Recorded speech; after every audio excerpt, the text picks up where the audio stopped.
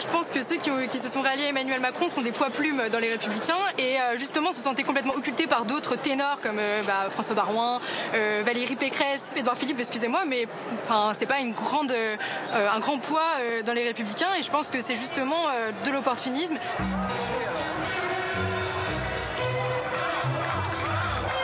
Jennifer a voté pour la première fois cette année et elle ne mégote pas sur son enthousiasme pour les Républicains.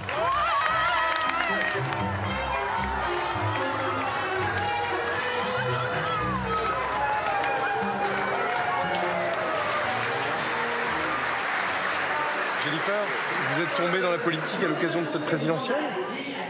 Alors non, en fait j'ai une grand-mère investie depuis très longtemps et du coup quand j'étais petite j'allais au meeting avec elle. Vous avez 18 ans donc on se dit que a priori la jeunesse de Macron ça pourrait être séduisant quand même pour vous. Non, moi ça me séduit pas en fait, moi je ne vote pas pour un copain mais je vote pour un président. Il a une belle tête, il est très dynamique, tout ça, ok d'accord, et puis mais pour moi c'est de l'hypocrisie de dire qu'on est hors système, qu'on est issu de la société civile alors que il a fait tout ce qu'il y a de plus ancré dans le système. Sciences Po, l'ENA, Hippocagne, Henri IV, scientifique. Pour moi, c'est complètement la caricature du système politique aujourd'hui. Je salue notre chef de file que nous voulons amener au gouvernement de la France, François Baroin.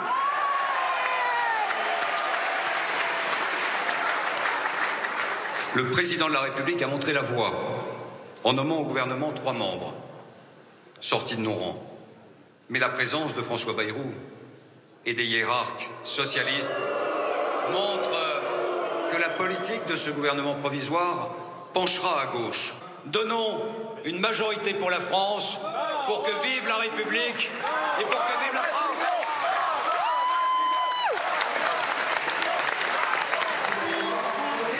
Jennifer, votre équipement n'était pas complet ? Non. Il vous manquait quoi ? Il me manquait le pins, les Républicains. Vous croyez au fait qu'il pourrait y avoir une cohabitation ? Il y a quand même pas mal de Français qui vont se dire, maintenant qu'il y a un président. Oui, mais je veux dire, alors à ce moment-là... Il faut lui donner une majorité. Oui, mais à ce moment-là, on ne fait pas d'élection législative et puis c'est réglé, le président a la majorité et puis c'est tout. Et puis de toute façon, il a choisi son Premier ministre pour dire, écoutez, En Marche et les Républicains, c'est pareil, on s'allie, alors votez pour nous et puis on va porter vos idées. Non, il ne va pas porter nos idées. On en a fait campagne contre lui pour la présidentielle, on ne va pas se rallier à lui.